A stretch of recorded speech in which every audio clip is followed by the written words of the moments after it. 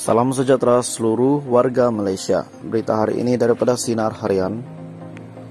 Budget 2022 ringankan beban kami. Lebih ramai golongan B40 bakal menerima manfaat menerusi peruntukan RM2,4 bilion dalam bentuk bantuan keluarga Malaysia daripada Jabatan Kebajikan Masyarakat JKM seperti yang diumumkan kerajaan dalam budget 2022.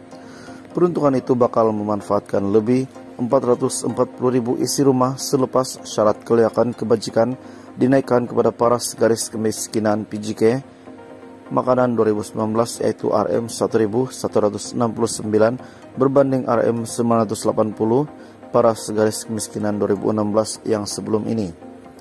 Merujuk kepada statistik laporan anggaran pendapatan isi rumah dan insiden kemiskinan oleh Jabatan Perangkaan Malaysia, kemiskinan mutlak adalah pada kadar 5,6% melibatkan 405,000 isi rumah pada tahun 2019 berbanding 7,6% meliputi 525,000 isi rumah pada tahun 2016. Kadar kemiskinan bandar adalah 3,8% manakala kadar kemiskinan luar bandar pada 12,4% bagi tahun 2019.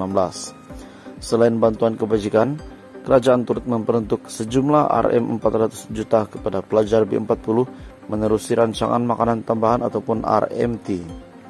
Ia bertujuan bagi memastikan pelajar daripada keluarga berpendapatan rendah mendapat kandungan khasiat harian untuk pertumbuhan fisikal dan mental yang menyeluruh.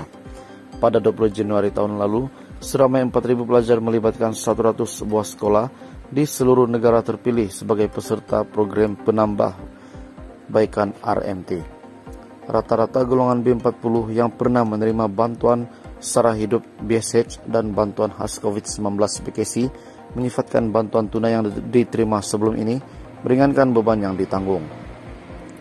Ibu 6 anak itu menggunakan bantuan BSH dan BKC sebelum ini bagi menampung keperluan harian termasuk membeli susu formula untuk anak-anak.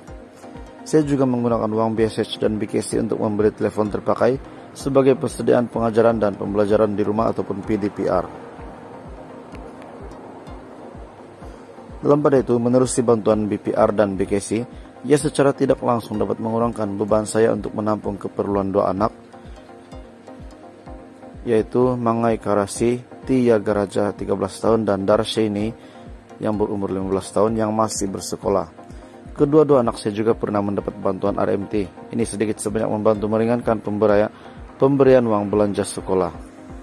Ditanya mengenai kegunaan uang yang dibelanjakan menerusi BPR dan BKC, Prema juga memberitahu ia digunakan untuk membayar sewa rumah, bil utilities selain membeli barangan keperluan asas.